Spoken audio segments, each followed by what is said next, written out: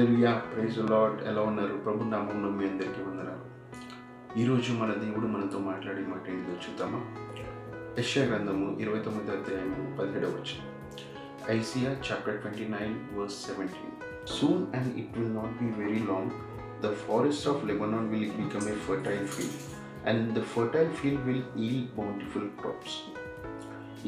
ఇకను కొద్ది కాలమైన తర్వాతనే కదా లెబనోను ప్రదేశము ఫలవంతమైన పొలము వనమని ఎంచబడును.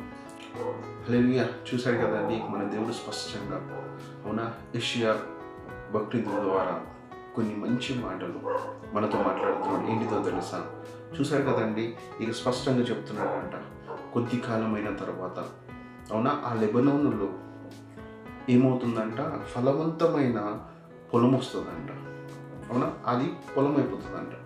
ఒక మంచి పంట పండించే పంట కల జీవితాన్ని అవునా ఆ ప్రాంతాన్ని దేవుడు అభివృద్ధి పరచబోతున్నాడంట. కొద్ది కాలంలో అవునా పొలము వనమని ఎంచబడుతుందంట.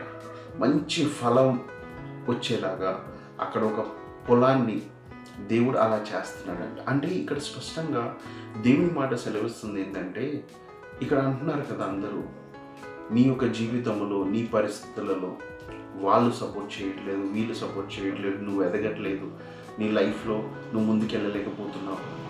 అయితే దేవుడు ఒక మాట సెలవిస్తున్నాడండి. ఏంటిదో తెలుసా? ఒకటే, చూడండి, అరణ్యములో కూడా నేను పంటని పండిస్తాను. అవునా, చూడండి, ఏ ప్రాంతాన్ని అయితే అందరూ వేస్ట్ అని అనుకుంటారో నేను ఆ ప్రాంతాన్ని అభివృద్ధి పరచగలను. ఎవరినైతే తక్కువగా చూస్తారో నేను వారిని గొప్పగా ఆశీర్వదించగలను. ఎవరినైతే నీచంగా చూస్తారో వారి జీవితాన్ని ఘనంగా నేను ముగించగలను. ఘనమైన జీవితాన్ని నేను వారికి ఇవ్వగలను. కేవలము మీరు చూడాల్సింది ఒకటే, నేనిచ్చే ఆశీర్వాదాన్ని పొందుకోవడానికి సిద్ధముగా ఉండు, నేనిచ్చే జీవితాన్ని పొందుకోవడానికి సిద్ధముగా ఉండు.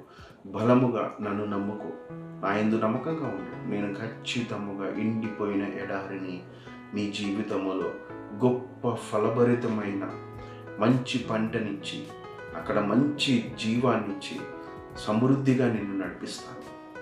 అవునా? చిన్న ప్రార్థన చేసుకుందామా?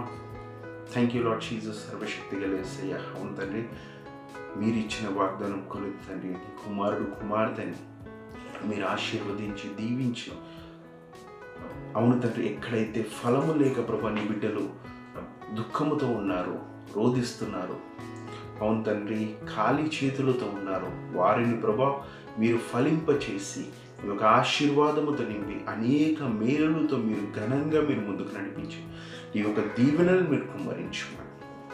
ప్రతి ఒక్క అపవాది తంత్రాలను మీరు యేసు నామంలో కొట్టివేసి నీ వెలుగు అగ్నితో మీరు నింపుమని యేసు నామంలో నేను ప్రార్థిస్తున్నాను తండ్రి.